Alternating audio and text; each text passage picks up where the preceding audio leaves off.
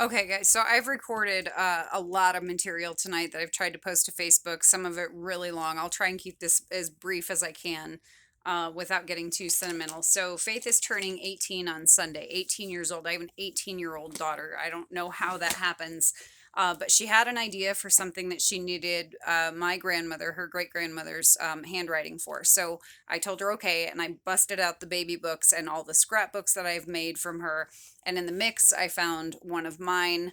I found her little calendar of her first year when she said her first things. I found the same thing of mine that my parents filled out for me.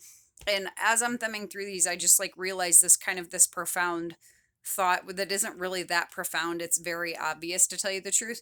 Um, that if you have kids, even if you don't have kids, as someone who does a ton of family research, um like, if you have kids, just go right now and find their baby book and write something down. Some stupid memory that you remember that maybe they won't remember because they were too young. Or if you don't have kids, just something you remember from your childhood, or like your teacher's first names or something. Just put it down on paper somewhere that someone has access to it years and years down the road. Because as somebody who does family research, it's cool to find like a family member that maybe you've never met, and you're making connections with kind of your roots and where you come from on a census of, like 100 years ago, of where somebody lived and like who they were living with and whether they went to school, whether they could read or write, or what occupation, if you're lucky enough to find that. Um, but they don't make the person. Those pieces of history that get passed along don't make the person who they are. It's this kind of goofy stuff, like my dad wrote about me, about how I drew on a door one day and with black marker, and I got caught in the act, and I put my hands over my butt and I was like, "Don't spank me," and it worked. Somehow it's like cute enough that it worked. Or like Faith, calling Christmas lights nimicites, or the airplanes in the sky erpins. Those are those small pieces of history that, even if we don't think we're gonna, leave a legacy, they do. They do, they do, they do. There are pieces of memory in your brain that need to come out of it and go onto paper, so that when, guaranteed, somebody down the line in your family is going to want to look up and find more information out about who you are, they will have those things in addition to the boring stuff on a census, that will help turn you into a real life person. Because that's one of the things, as I'm searching for great grandparents or great great grandparents, or what happened in my great grandpa's life, because he died in the 40s, and my mom never met her own grandfather. My grandpa never even knew his dad.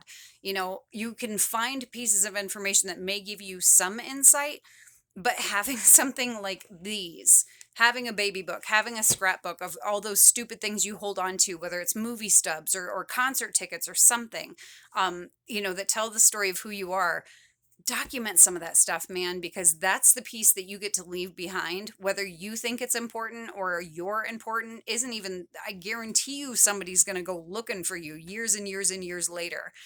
Write those things down. Tell your story in your own way. Even if it's just one thing a year, somebody's going to be able to look at that stuff later on down the road, and you live on forever in those memories. Like, somebody's going to know that I never had my shoes on and I only watched Star Wars at age 4. I refused to watch anything else, either that or Mary Poppins. Like, I didn't know that's what I watched at age 4. I loved Cyndi Lauper too. I mean, girls just want to have fun, I get it, but I just, that's stuff that I couldn't write about, that is now preserved for whoever gets it next. There are things that people will want to know about you. Trust me, somebody in your family will eventually go looking for family members, and you'll want to leave something behind. So I know it's sappy, I know it's kind of goofy, and maybe it's just because Faith is turning into a literal legal adult in a matter of days. Oh my god, in 3 days. I haven't even gone shopping for. Um I said I wasn't going to make this a long video. I lied. Just document who you are.